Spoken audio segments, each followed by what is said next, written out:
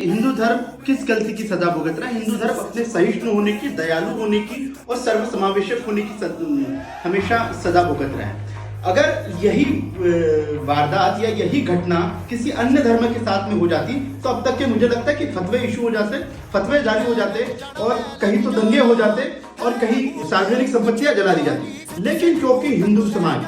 और सनातन धर्म ये हमेशा से सर्वसमावेशक रहा है, सभी को मानने वाला रहा है और सभी धर्मों का मान सम्मान बढ़ाने वाला रहा है, क्योंकि हम सर्वधर्म समभाव की बात करते हैं और हमारे गीता में भी उपदेश है कि सभी को साथ में लेकर चलना है। किंतु कुछ धर्म विशेष लोग या पूर्ववर्ती सरकारें निश्चित रूप से कहीं ना कहीं उनका आश्रय रहा है कि जब सनातन विरोध की बात होती रही है या हिंदू धर्म को HIV एड्स या कुष्ठ रोग जैसी संज्ञाएं दी जाती रही है, तब कहीं जो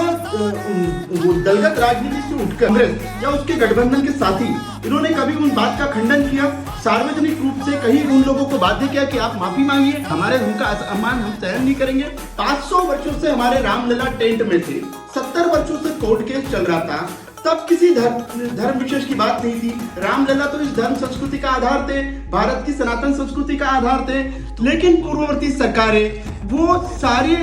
कोर्ट केस को अटकाने लटकाने भटकाने का काम किया। जब अब रामलला का भव्य दिव्य मंदिर बन रहा है तब ये लोग खड़े हो रहे कि राम हमारे भी है। जब आपका वास्तव में रामलला में के अस्तित्व को आप स्वीकारते थे, तब सुप्रीम कोर्ट में ऑन एफिडेविट ऑन ओथ जब ये बात कही जा रही थी कि रामलला का अस्तित्व नहीं है, माइथोलॉजिकल कैरेक्टर है, तब क्यों नहीं इन लोगों ने विरोध किया? जिस देश में प्रधानमंत्री 70 वर्षों तक मथुरा जाने की हिम्मत न करे, हमारे कृष्ण लला की राम जन्मभूमि जाने की हिम्मत न करे, उस देश में हिंदू धर्म के साथ में ऐसा ही होगा। देखिए, पहली बार लोकतंत्र के इतिहास में कोई सरकारें, चुनी हुई सरकार हिम्मत कर रही है कि जो उसकी आइडियोलॉजी है, जो उसका विचार है और ये देश का विचार है सनातन, उसको सामान्य रूप से स्वीकृति और देने की कोशिश कर रही है। जब जब इस देश में गीता उपदेश पाठ्यक्रमों का हिस्सा बनाने की बात आती है, सनातन को पाठ्यक्रमों में शामिल करने की बात आती है, एजेंडाधारी लोग सेक्युलरिज्म का झंडा उठा लेते हैं, तब इस देश में सनातन पे हमले होते रहेंगे।